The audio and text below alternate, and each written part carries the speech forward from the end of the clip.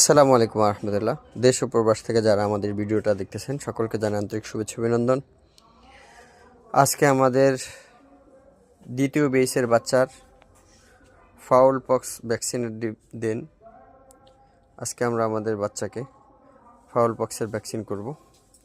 এই হলো সরঞ্জামাদি। সকলে আমাদের জন্য দোয়া করবেন এবং দেখতে থাকুন আমরা কিভাবে ভ্যাকসিন করি।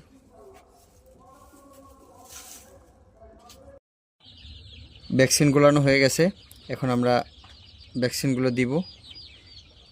এই যে পাখের নিচে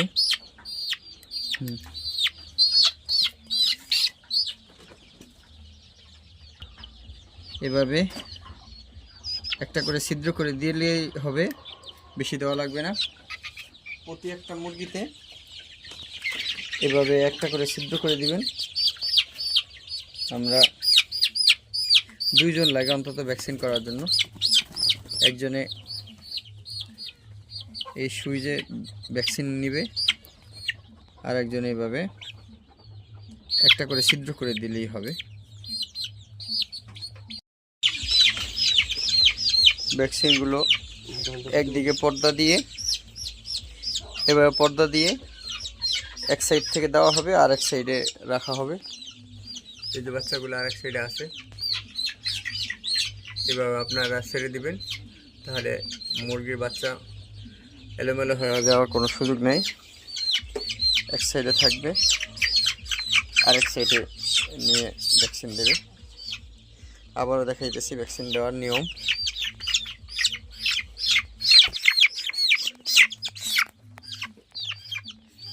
এভাবে শুধু সুইচের কাছে সামান্য পরিমাণ নিলেই হবে, আর পাখনার এই ত্রিভুজ আকৃতির এই জায়গাটাতে একটা ছিদ্র করে দিলেই হবে।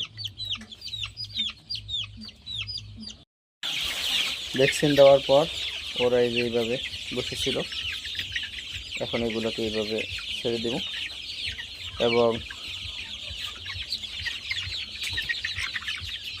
লাইসোবিটের পানি দিব ইনশাআল্লাহ।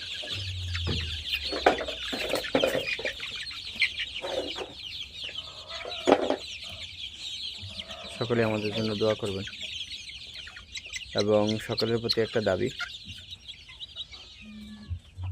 আপনারা আমাদের চ্যানেলটা লাইক এবং সাবস্ক্রাইব করে রাখবেন, যাতে আমরা এগিয়ে যেতে পারি এবং অন্য ভাইয়ের কাছে যেন পৌঁছতে পারে, যারা নতুন খামারি আছেন তাদের জন্য উপকার হয়।